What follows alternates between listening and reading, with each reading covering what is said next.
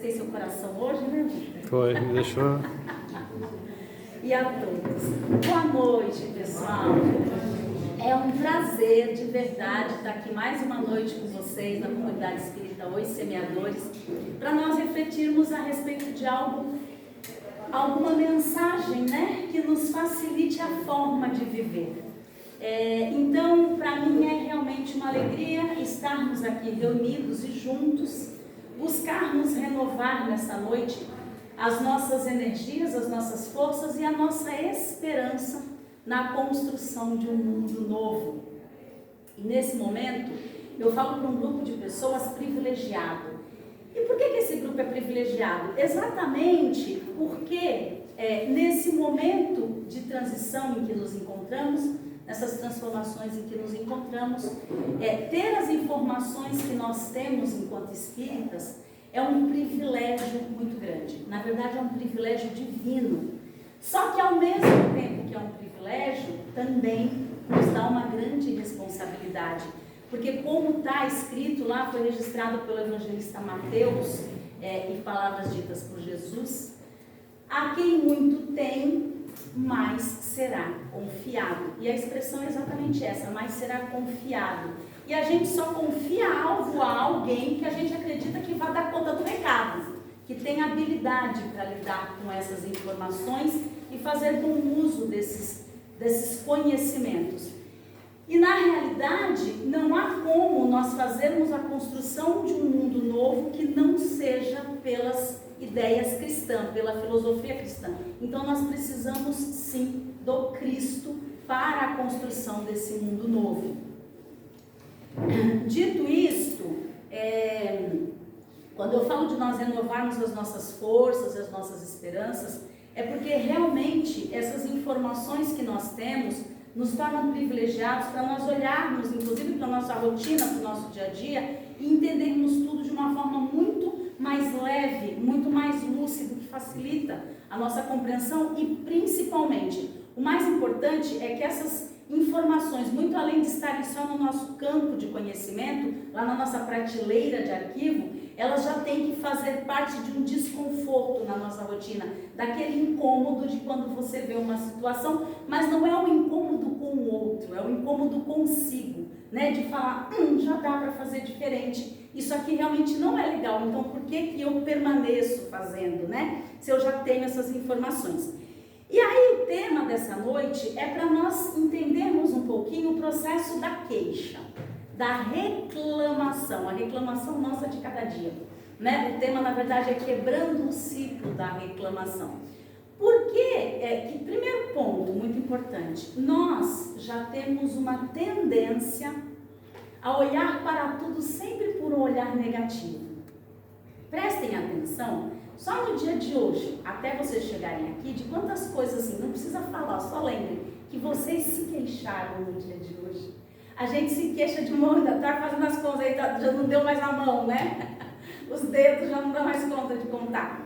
Desde que a gente acorda até que a gente se deita, cada dia é muito rotineiro que a gente vá se queixando ao longo do dia e fazendo reclamações das coisas o tempo todo. Isso das coisas mais corriqueiras, que fará os grandes desafios.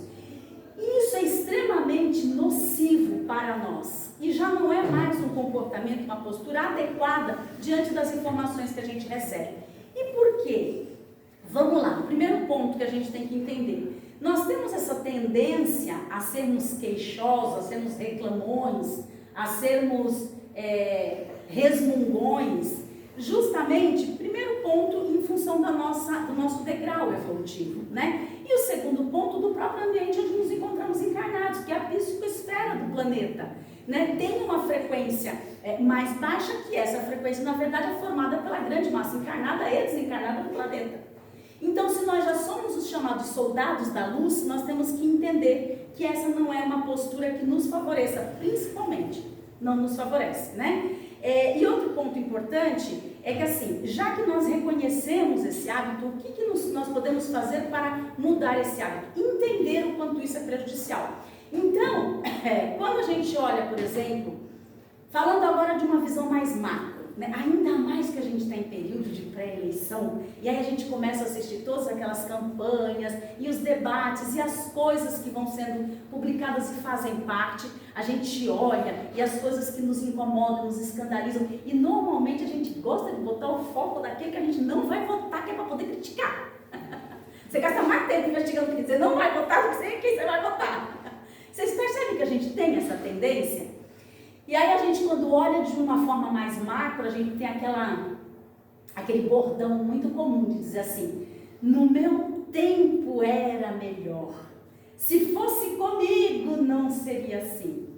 E aí a gente está supondo, primeiro ponto, quando a gente usa a expressão no meu tempo era melhor, o seu tempo é hoje.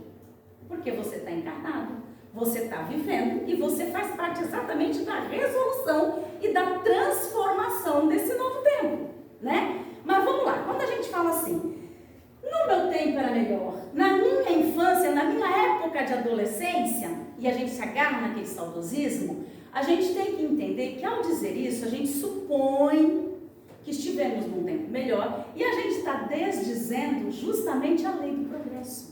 A lei do progresso se encontra lá no Livro dos Espíritos, no capítulo 8, item 7.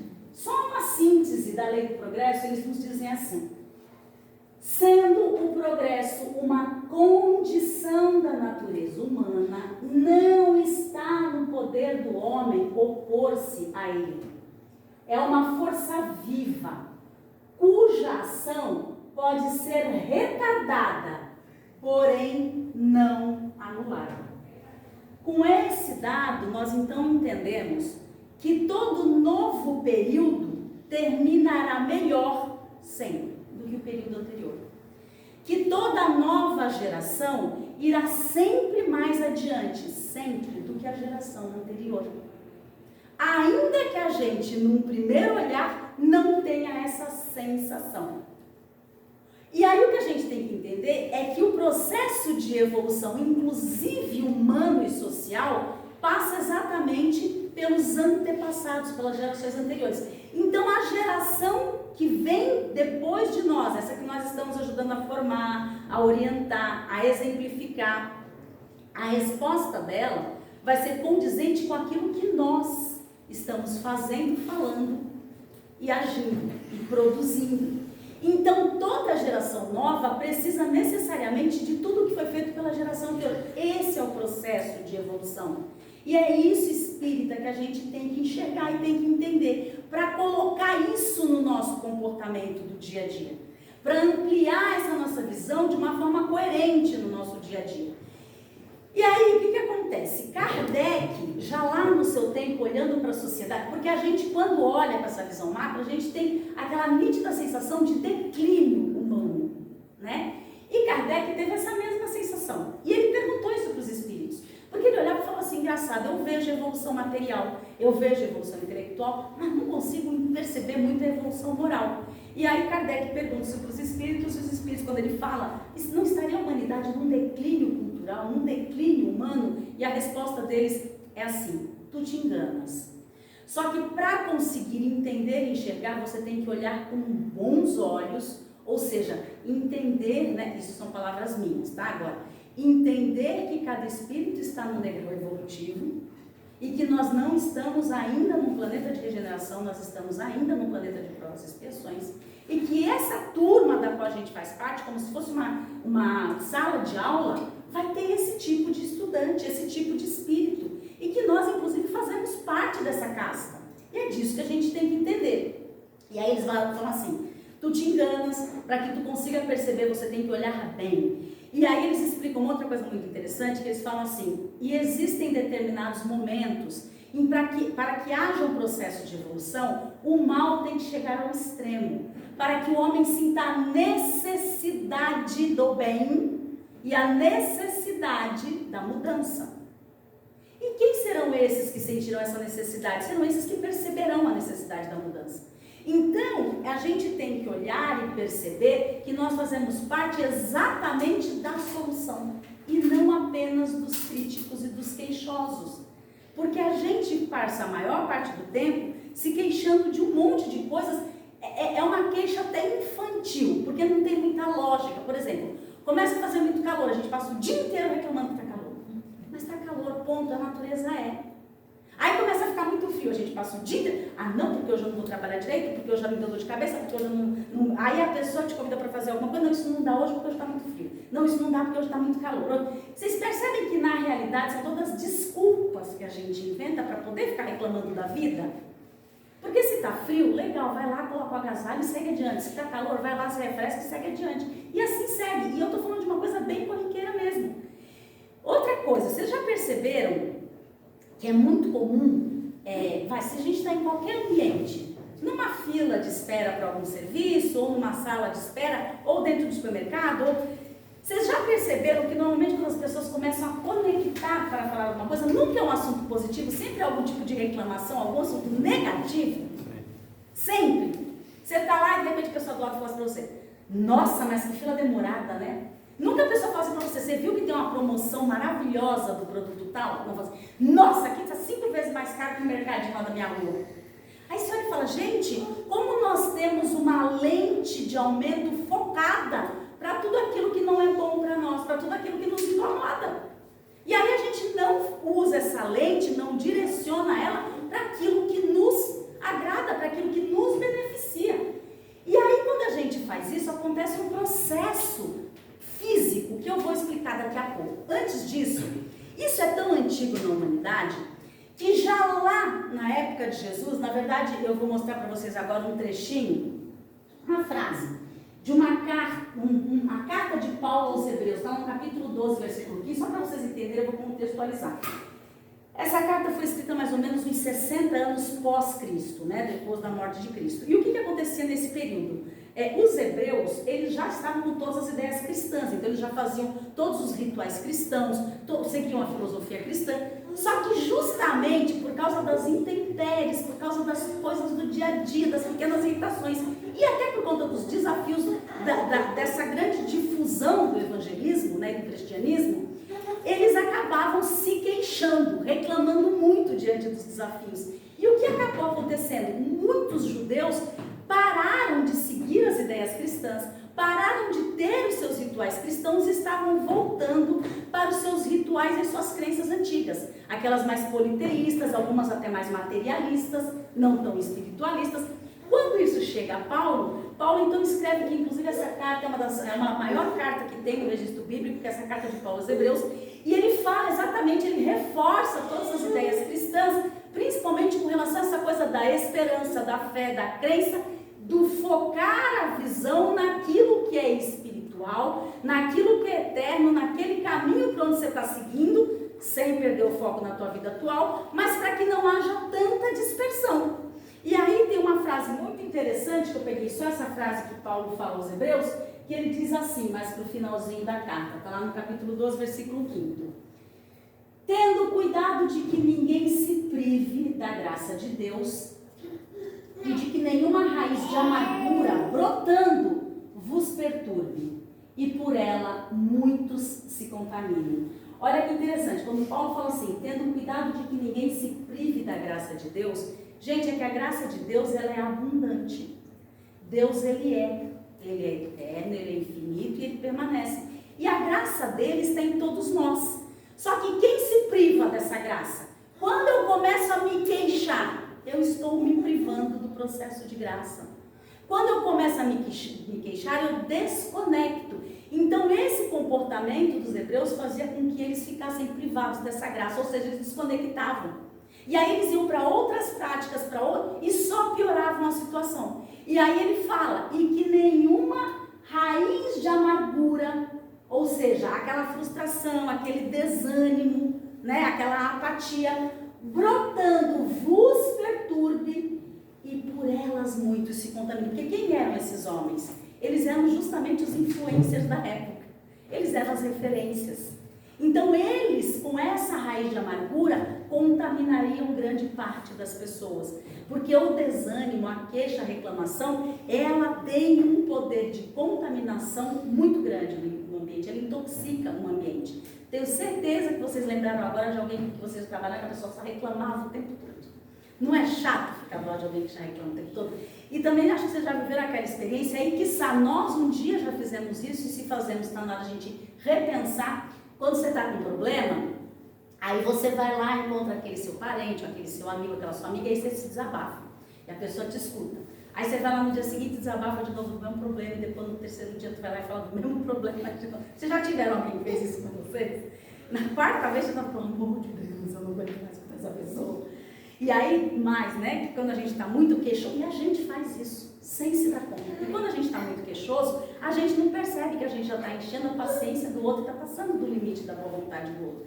E se o outro vira pra gente e fala assim, você não quer resolver o problema, pronto, inimizade. Você fala, nossa, como você não tem paciência comigo. É a quinta vez que você está falando, meu problema é uma pessoa. E a gente não se dá conta. Vamos entender agora como que acontece esse processo. Por que reclamar de um problema só piora o problema? Espíritas, nós já sabemos que tudo o que existe é energia condensada. Isso foi dito lá atrás por Albert Einstein, inclusive. Né? Tudo que é matéria, tudo que existe é energia condensada. Portanto, nós já sabemos a respeito de frequência, de sintonia, de vibração. A gente já sabe mais ou menos sobre tudo isso. Que a gente desprende energia e que a gente também capta energia. Então, o que acontece? Quando eu estou diante de algo que me irrita, algo que me incomoda, algo que para mim vira um problema, um motivo de queixa, e eu foco naquilo, no momento em que eu ponho meu foco naquilo, eu acabo de dispensar a minha energia no problema. Energia mental e energia emocional. Porque quando eu estou com um problema, eu fico pensando no problema, eu fico com meu coração calmo e tranquilo? Não. Eu fico irritadíssima, eu fico nervosa, eu fico insegura, eu fico chorosa. E aí eu começo a ter dor de cabeça, eu começo a ter dor na ardência no estômago, eu começo a ter irritação, eu começo a não querer falar com ninguém. Vocês percebem quando a gente materializa isso? Então, quando eu ponho o foco no problema, eu pego uma energia valiosa e dispenso em cima do problema, ou seja, eu abasteço esse problema com essa energia, e daí eu crio um negócio chamado bloco energético. Esse bloco energético vai ficar exatamente no meu campo energético. E ele vai bloquear a minha capacidade de resolver o problema. Por quê? Vamos lá. Então a gente não deve pensar no problema? Deve de forma inteligente e principalmente proativa e funcional. Tá, o problema é esse. Então eu tenho que primeiro dimensionar esse problema. Mas dimensionar sem a minha carga emocional exagerada em cima. Porque a gente também exagera. Ainda mais dependendo de quem tiver em volta. Aí uma batidinha no dedo já vira quase que você perdeu a perna. Se for fazer um chamego, então, se for fazer um charme para os outros, aí a gente piora, né? Então, a gente tem que dimensionar, olhar e falar, ok, que tamanho esse problema tem? Que profundidade esse problema tem? Vai ser possível resolver ele a curto, médio ou longo prazo? E a partir daí, que a gente já sabe qual é o problema, focar na resolução do problema.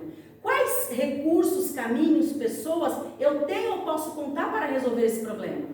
Não tenho ninguém, então sou eu mesma. Sou eu por mim mesma. E aí eu vou resolver essa questão. Porque senão a gente fica... Tem gente que passa anos se queixando de um mesmo problema, muitas vezes responsabilizando o outro por aquele... Principalmente quando é conflito, né? Que as pessoas param de se falar dentro de família. Nunca um lado é culpado, sempre é o outro que... E nunca se chega a uma solução. E às vezes se arrasta anos, uma vida inteira, aquele conflito, aquele problema.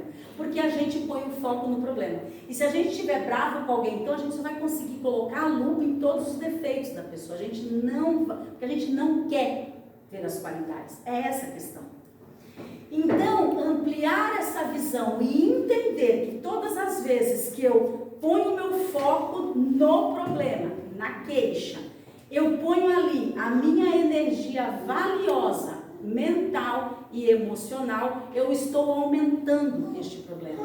E aí é fatal que as minhas amígdalas cerebrais, e esse é um processo orgânico mesmo, gente, elas vão literalmente emburrecer. As minhas amígdalas cerebrais serão sequestradas, eu serei incapaz de... Aí quando a gente fala assim, nossa, mas eu não consigo ver saída, porque você só está olhando para o problema.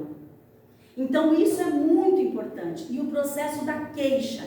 Quantas vezes, uma coisa bem simples, a gente chegou em casa cansado, sem paciência, a pia está de louça, tem assim.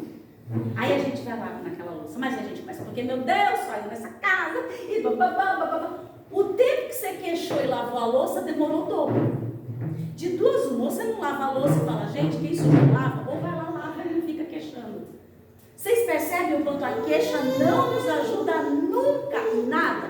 Aí você termina de lavar a louça, você está ofegante, irritado, cansado, já não quer mais nada, já não quer comer, já está sem paciência para nada. Vocês percebem o quanto a queixa nos coloca num processo de reatividade? E isso serve para problemas pequenos e para problemas grandes. Então a gente vai o dia inteiro fazendo queixinha daqui, queixinha dali, reclama disso, reclama. Ai, mas eu achei que ia estar menos gente aqui. Ai, mas eu achei que ia estar... Aí a gente chega, por exemplo, eu vejo até muito isso acontecer em muitos centros espíritas. Chega e está lá, a equipe está lá trabalhando o dia inteiro, se esforçou, fez de tudo, veio o palestrante e tal. Aí depois o assistido sai e fala assim, ah, mas você não achou que estava quente? Ah, mas você não achou que aquela palestra era ruim? Ah, mas você não achou que aquela casa estava não sei o quê? Só conseguiu ver os problemas. Tá, se você viu os problemas, chega lá e fala assim, da próxima vez vai lá na caixinha de sugestão, põe a sugestão. Nem vou mais naquele centro. Vai, continua indo e ajuda, por favor, é tudo que o centro precisa de você. Então a gente tem que entender e levar isso para o nosso dia a dia. E é verdade, gente. Se vocês se propuserem a prestar atenção nesse comportamento, porque todos nós temos, viu gente, todos nós temos, e corrigir o máximo possível esse comportamento, vocês vão perceber o quanto nós ficaremos mais silenciosos. Quando a gente não é muito reclamão, a gente fala menos. É verdade. Porque quem fala muito, normalmente é a pessoa muito reclamão, porque arranja assunto para tudo. Quando a gente reclama menos, isso é verdade. Até dentro de casa, a gente passa a falar menos.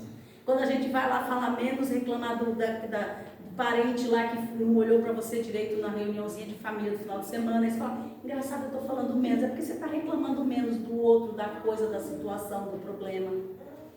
E para nós finalizarmos, tudo isso que eu falei de uma forma mais simples, agora eu vou trazer para a gente umas palavras muito mais bonitas, que são palavras ditas por Emmanuel, se encontra no livro Vinha de Luz. Esse livro foi psicografado por Chico Xavier. É o capítulo 118, cujo título é exatamente Queixas. Então, a gente vai perceber ao longo da leitura desse texto que é exatamente tudo o que eu falei até agora, de uma forma bem bonita, elaborada por Emmanuel para nós.